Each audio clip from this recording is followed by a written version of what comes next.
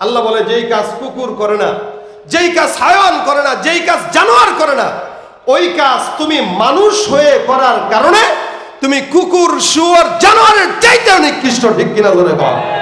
ওরা হলো দেশের লাগি মহামারীর মতন, ফাইলে কলম ঠেকাইয়া চালায় শুধুই নির্যাতন।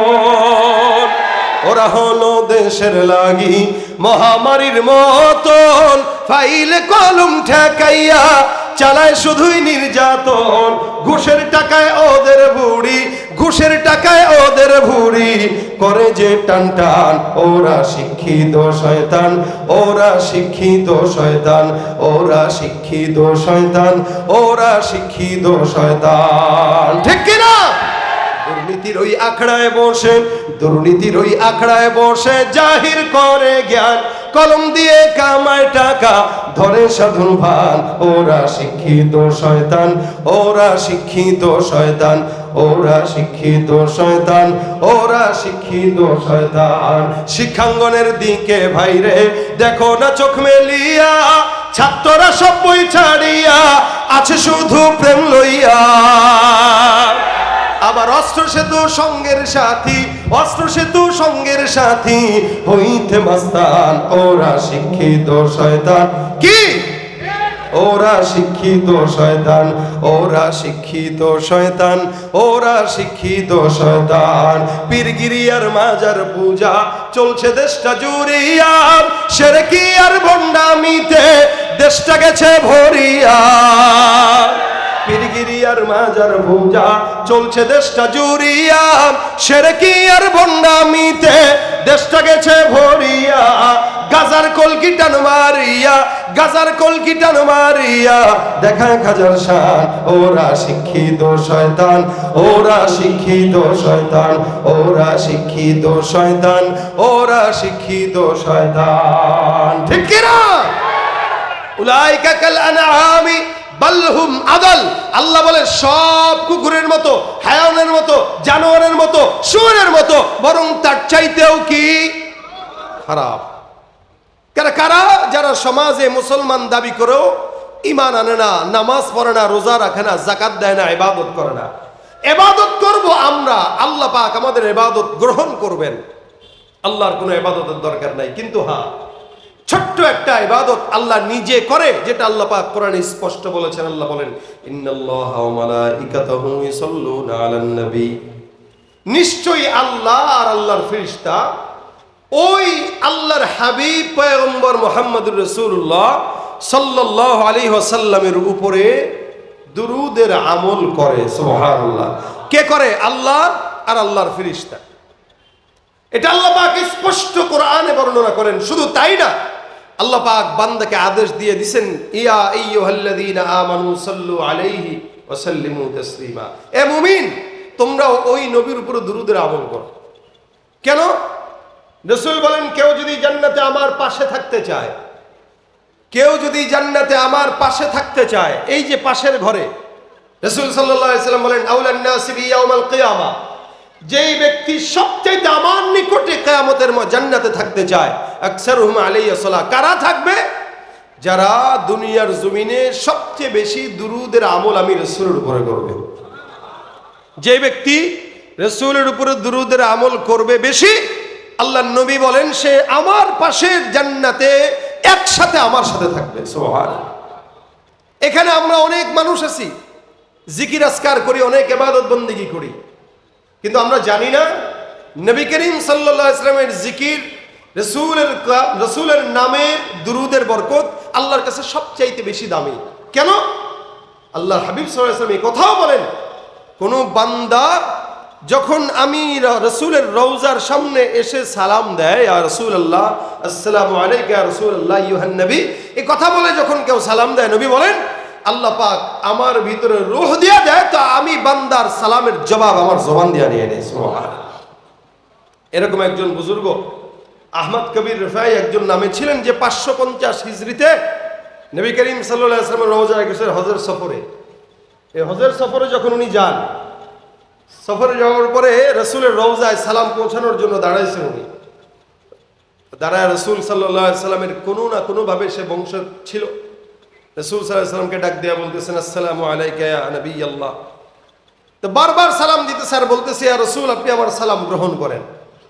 উনার পাশে হাজারো হাজী সাহেব যারা নবী করিম সাল্লাল্লাহু আলাইহি ওয়াসাল্লামকে সালাম দেওয়ার জন্য দাঁড়ায় আছে, তারা স্পষ্ট শুনতেছে এই বান্দা রাসূলকে যখন সালাম দিয়েছেন তো নবী করিম সাল্লাল্লাহু আলাইহি ওয়াসাল্লাম তার রওজা থেকে জোরে উচ্চ কণ্ঠে বান্দার সালামের জবাব দিয়ে দিয়েছে। রাসূল যে জিন্দা এটা প্রমাণ। নবী করিম সাল্লাল্লাহু আলাইহি ওয়াসাল্লাম কবরের জিন্দা, শুধু তাই নয় প্রত্যেকটা নবী রাসূল তাদের কবরে জিন্দা। তাদের দেহ মাটি খাইতে পারে না, পোকা খাইতে পারে না, এটা তাদের আলাদা একটা পাওয়ার। তো সেখানে আপনার মতো আমার মতো উম্মত যদি আমরা রাসূল করিম সাল্লাল্লাহু আলাইহি ওয়াসাল্লামের উপর যদি দুরূদ পড়ি, বিশেষ করে ছাত্র ভাইরা এখানে আছে, আমি আমার ওস্তাদদের থেকে শোনা কথা নকল করেই বলতেছি। আমাদের ওস্তাদরা আমাদেরকে বলতেন, বাবা যদি জেহেনের কমতি থাকে তো দুরূদ পড়ো। এলেমের মাত্র শুরু মজমা আমাদের ছাত্র ভাইরা, এখন আস্তে আস্তে কিতাব শুরু হয়ে গেছে। আজকেও আমি আমার ছাত্রদেরকে সর্বেকার ঘন্টায় এটা বলেছি যে ভাই তোমরা যারা এখানে আছো, অনেকের আমাদের তো এখন জেহেন খুব ইনকিশাফ হয়ে যায়, খালি চতুর্দিকে মুনতাশির, খালি একবার এদিকে একবার এদিকে একবার এদিকে। আমাদের জেহেনের ভিতরে এলেম ঢুকে কম, আর এলেম এমন একটা কৃপণ, আল ইলমু লা ইউতিকা বাদাহু হাত্তা তুতিয়াহু কুল্লাক, এটা এমন কৃপণ যতক্ষণ তাকে পরিপূর্ণ না দিবে ততক্ষণ আপনাকে সে একটু দিবে না। আপনি তাকে পরিপূর্ণ দিবেন, এলেম আপনাকে অল্প একটু দিবে। এলেমের কাজ হলো কৃপণতা। তা আমাদের ওস্তাদরা বলতেন যেহেতু এলেমের কাজ কৃপণতা, এলেম পরিপূর্ণ দেয় না, এই জন্য দুরুদ শরীফের আমল বেশি বেশি করবা তো আল্লাহ পাক রব্বুল আলামিন দুরুদের বরকতে তোমার এলেমের ভিতরে রুহানিয়াত দিবে এবং জেহেনের ভিতরে বরকত দান করবে। যত ছাত্র ভাইরা এখানে আছি, পাশাপাশি অন্য যারাও আছেন, আপনারা হাতের কাজ আছে, পায়ের কাজ আছে, জবানের কাজ থাকে না। জবানের একটা কাজ উঠায় রাখবো, দুরুদ শরীফ। লম্বা দুরুদ পড়তে যদি কষ্ট হয়, ছোট্ট দুরুদ সাল্লাল্লাহু আলাইহি ওয়াসাল্লাম সাল্লাল্লাহু আলাইহি ওয়াসাল্লাম। রাসূল বলেন কেউ যদি দুরুদ শরীফ না পড়ে দোয়া শুরু করে, অর্থাৎ দুরুদ পড়ে নেই দোয়া শুরু করছে, ওই দোয়া আসমানে আল্লাহর কাছে যায় না, এটা ঝুলন্ত অবস্থায় থাকে। এই কারণে দোয়া করার শুরুতে এবং দোয়ার মাঝখানেও দুরুদ না পড়লে দোয়া কবুল হয় না। এই জন্য এখানে যারা আছি, যখনই সময় হয় সাল্লাল্লাহু আলাইহি ওয়াসাল্লাম কেউ যদি দুরুদের আমল করে তো আল্লাহ পাক রব্বুল আলামিন তাকে স্বপ্ন যুগে হলেও নবী করিম সাল্লাল্লাহু আলাইহি ওয়াসাল্লামকে দেখা দিয়ে দিবে। আমরা দেখতে চাই তো ইনশাআল্লাহ, সবাই চাই ইনশাআল্লাহ। আল্লাহ আমাদেরকে দুরুদের আমলটা বেশি বেশি করার তৌফিক দেখ। আমি আমার এই জীবনের ছোট্ট তাজরিবায় বলি, যত বড় বিপদে আমি পড়েছি আলহামদুলিল্লাহ আলহামদুলিল্লাহ রাসূল করিম সাল্লাল্লাহু আলাইহি ওয়াসাল্লামের দুরুদের বরকতে আল্লাহ আমাকে অসংখ্য বড় বড় বিপদ আল্লাহ আমার জন্য সহজ করছে। এটা আমার কোনো কারিশমা না, এটা রাসূলের দুরুদের নামের কারিশমা। এজন্য আপনি যদি পড়েন আল্লাহ পাক আপনাকেও বিপদ থেকে হেফাজত করবে ইনশাআল্লাহ। আলহামদুলিল্লাহ আজকের মাহফিল এটা কিন্তু আমাদের বয়ানের মাহফিল না, আলোচনা করার জন্য না। আমার মহব্বতের ভাই, আমার বন্ধুবর, আমার কলিজার টুকরা রেজওয়ান রফিকি সাহেব চলে আসছে। আলহামদুলিল্লাহ বলেন না কেন? আলহামদুলিল্লাহ। উনিও আলহামদুলিল্লাহ বাংলাদেশের বাতিলদের বিরুদ্ধে যারা বলিষ্ঠ কণ্ঠস্বর, এদের মধ্যে রেজওয়ান রফিকি সাহেব একজন। হিজবুত তাওহীদ তার নাম শুনলে মোটামুটি পেটের মোসরানি দিয়া তারপরে দৌড়ায়। ঠিক আসতে কয় কেন? আপনাদের জজবা নাই, গরমে সব শুকায় গেছে, এই জন্য জজবা নাই। আলহামদুলিল্লাহ রেজওয়ান রফিকি সাহেব চলে আসছে, আমার মহাব্বতের ভাই, আমার দোস্ত, আমার সব। সে আপনাদের কাছে আসছে, বয়ান শোনাবে। আমি খুব দুর্বল, কথা বলতেও কষ্ট হচ্ছে। এরপরও আমি যে আপনাদেরকে জজবা বাড়াবো, যে ওবায়দুর রহমান ওজাইফি সাহেব বলতেছে জজবা বাড়ায়, আমার নিজের ভিতরে জজবা নাই, শেষ। এখন আপনাদেরকে জজবা দিব কি? আলহামদুলিল্লাহ। এই যে রফিকি সাহেব গাবো একটা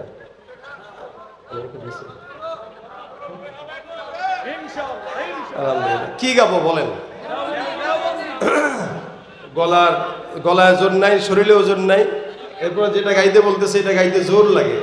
আমি এই দেওবন্দ নিয়ে একটা দেওবন্দ কা ইসলাম কা পারচাম, এটাও আমি গেয়েছি, ইউটিউবে আছে, সার্চ দিলেই পাবেন আলহামদুলিল্লাহ। কিন্তু এটা শোনাইতে পারতেছি না। সবাই মিলে আমরা বিশ্ব নবীর অপমানে যদি না কাঁদে তোমার মন, এটা গাবো ইনশাআল্লাহ। আপনারা আমার সাথে গাবেন? আমি একটু দুর্বল বেশি হয়ে গেছি, গরম সহ্য হয় না সবারই, কারোই সহ্য হয় না, এরপরেও বিশাল গরম। যাক আলহামদুলিল্লাহ আসছি যেহেতু, সবাই মিলে আওয়াজ দিয়ে আমার সাথে এক আওয়াজে বলবেন। আমাকে হোজাইফ সাহেব বারবার খোঁজ খবর নিয়ে আজকের এই প্রোগ্রাম প্রত্যেকটা, আমি তো বারবার সে আমাকে মেসেজ দিচ্ছিল, আমি কল্পনা করতেছিলাম যে একটা লোক এতগুলা বক্তা দিছে, সবার সাথে কিন্তু সে যোগাযোগ করতেছে।